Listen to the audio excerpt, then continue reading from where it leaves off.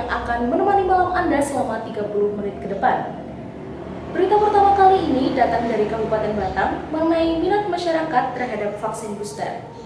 Untuk penjelasan lengkapnya, kami sudah terhubung dengan dua reporter kami, Rahma Suhaida dengan tenaga kesehatan dan Citra Permata dengan salah satu warga. Berikut liputannya. Sebelumnya, perkenalkan, nama saya Rahma Suhaida, biasa dipanggil Rahma. Saya berasal dari Program Studi Penyuluhan dan Komunikasi Pertanian, Fakultas Pertanian Universitas 11 Maret, Surakarta. Jadi wawancara pada malam hari ini itu digunakan untuk memenuhi tugas praktikum komunikasi massa 2022. Temanya mengenai kesehatan tentang minat masyarakat terhadap vaksin booster. Baik, saya mulai pertanyaan yang pertama, nggih, Mbak. Ya, boleh, silakan. Ya, yang pertama, apakah boleh diceritakan identitas Anda dari nama, usia, dan pekerjaan?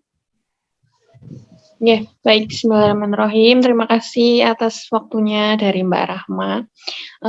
Izin perkenalkan diri, saya Firda Safinas, usia 20 tahun, dan alhamdulillah saya sebagai petugas kesehatan.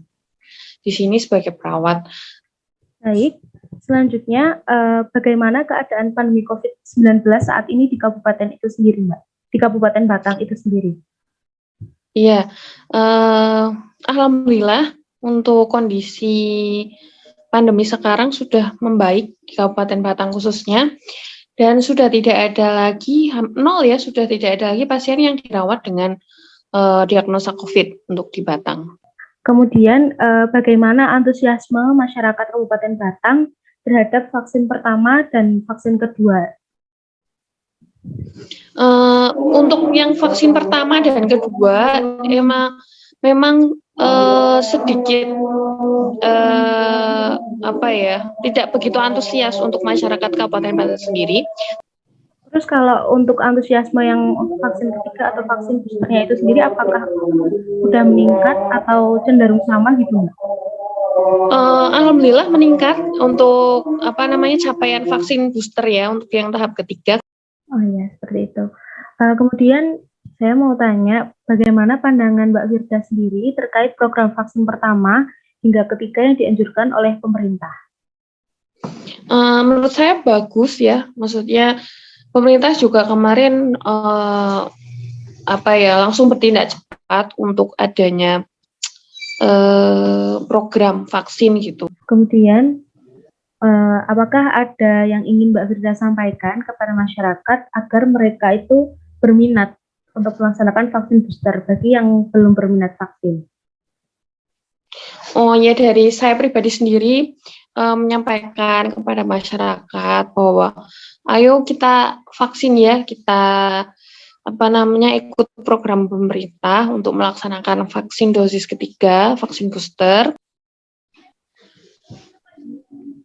Nah, kemudian yang terakhir ini Mbak, apakah ada harapan dari Mbak Firda untuk ke depannya terkait diadakannya program vaksin booster?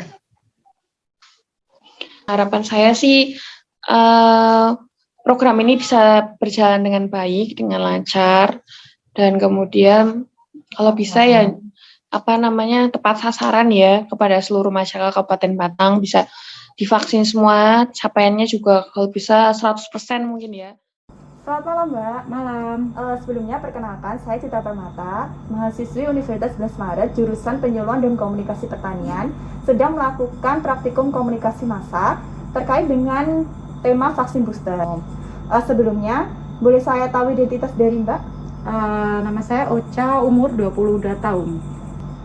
Sebelum ke pertanyaan selanjutnya, saya ingin bertanya apakah Mbaknya sendiri sudah melakukan vaksin booster atau vaksin ketiga? Alhamdulillah sudah ya Mbak. Baik, terkait pandangan Mbaknya sendiri, bagaimana sih antusias masyarakat terkait dengan vaksin yang pertama dan kedua sebelumnya? Kalau menurut saya pribadi sih untuk antusias warga di vaksin booster ini menurun ya, karena waktu saya vaksin kemarin jumlah peserta untuk vaksin sedikit menurun dibanding vaksin pertama dan kedua. Berkenaan dengan Hari Raya Idul Fitri ini Mbak, kan sekarang masyarakat sudah bisa melakukan mudik ya Mbak. Menurut Mbak, masih penting nggak sih vaksin booster ini dilakukan? Menurut saya tetap penting ya, terluar dari aturan pemerintah, vaksin booster ini menurut saya juga bisa jadi kekebalan tersendiri bagi tubuh masyarakat. Baik, terima kasih Mbak. Sejauh ini, menurut Mbak sendiri nih, apa sih yang menjadi kendala masyarakat untuk tidak melakukan vaksin booster, atau mengapa kok antusias masyarakat tuh di vaksin ketiga ini cenderung menurun, Mbak? Saya rasa kurangnya pendekatan pemerintah juga ke masyarakat, memberi seperti penyuluhan seperti itu, dan juga poskonya itu terhitung jarang ya Mbak.